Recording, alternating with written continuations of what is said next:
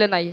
अहो या कोरोना काळात कोणाची आई निघून गेली असेल, कोणाचे वडील निघून गेले असेल, कोणाचा दाजी निघून गेला असेल, कोणाची बहीण निघून गेली असेल, पण जे उपकार आपल्यावरती जे आहे आपल्या आई वडिलांनी केले ना, ते या जगाच्या पाठीवर कोणीच केलं नाही. अरे एकदा ज्या आपल्या आई वडिलांचा चेहरा आपल्या डोळ्यासमोर आला, आपले डोळे डबडबल्याशिवाय राहणार नाही. अरे काय आहे त्या आई वडिलांचं कर्तृत्व, अरे काय आहे त्या आईचं कर्तृत्व. आईने आपल्या जीवनामध्ये 3 उपकार केले. पहिला उपकार केला म्हणजे तो म्हणजे आपल्याला दिलेला हा श्वास.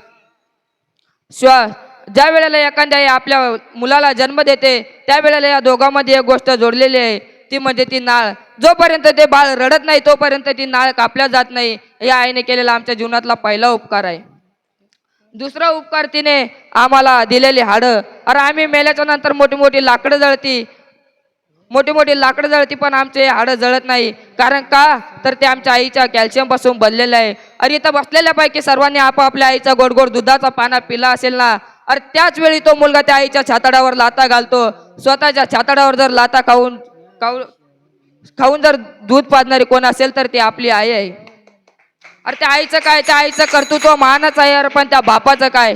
अरे त्या बापाने फाटलेली चप्पल सुतळीच्या तोड्याने शिवून घातली, फाटले बनेलीची चाळणी झाली तरी नवीन बनेल घेतलेला नाही. तो बाप कुठेतरी मागच राहिला. काय आहे त्या बापाचं कर्तृत्व.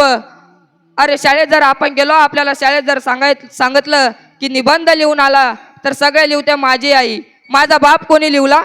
अरे साने गुरुजींनी पण श्यामची आई लिहली पण श्यामचा बाप लिहला नाही. कारण महाराज बाप कोणीच लिहू शकणार नाही, कारण की बापाचं कर्तृत्व महान आहे. अरे केव्हा रडतो तो बाप. अरे त्या बापाच्या एकुलत्या एका मुलीचं लग्न जमावं. अरे त्या मुलीने भर मंडपामध्ये नवीन शृंगार करून मिरवावं.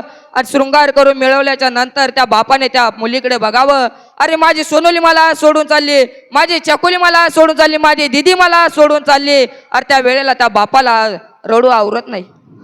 अरे तो बाप एका खांबाजवळ जातो, आपल्या अश्रूला वाट मोकळी करून देतो. अरे कधीच रडत नाही तो बाप. अरे तोंडावरून हात फिरवणारी आई आपल्याला आठवते. 2 टाइम भाकर खाऊ घालणारी आई आपल्याला आठवते. पण त्या 2 टाइमाची जेवणाची व्यवस्था करणारा बाप आपण कुठेतरी मागच राहिला.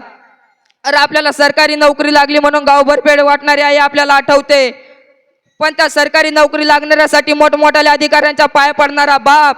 अरे 10-15 लाख रुपये कर्ज काढून परत फेड करणारा बाप आपण कुठेतरी मागच राहिलोय. अरे कधी रडतो तो बाप. त्याला समाजासमोर रडणं मान्य नाही. समाज काय म्हणेल. ज्या वेळेला त्याच्या एकुलत्या एका मुलीचं लग्न जमावं, ती मुलगी नवीन शृंगार करून आपल्या मंडपामध्ये मिरवावं, त्या वेळेला तो बापाला अश्रू आवरत नाही. अरे तो बाप एखाद्या खांबाजवळ जावं ना आपल्या अश्रूंना वाट मोकळी करून द्यावी. अरे ज्या ठिकाणी आपला बाप झोपलेला राहतो ना, त्या ठिकाणी त्या बापाच्या आपल्या उशाखालची उशी अशी वल्ली गळ झालेली राहते. म्हणून म्हणावं असं वाटतं, अरे डोंगराआड गेलेला सूर्य उद्या परत उगवेल. पण बाप नावाचा सूर्य एकदा मावळला ना तर तो परत उगवणार नाही. माऊली म्हणतात, सकळ तीर्थाची अधुरे जे का माता पितरे, तयासी किर शरीरे लोन कीजे, माय बाप केवळ काशी जेणे न जावे तीर्थासी. अरे आपण आपल्या आई वडिलांची सेवा केली तर कुठे झिंडायची गरज नाही, कोण्या देव धर्म करायची गरज नाही. आपल्याच आई वडिलांची सेवा करा. ज्ञानेश्वर माऊली ज्ञानराज माऊली तुका ज्ञानेश्वर.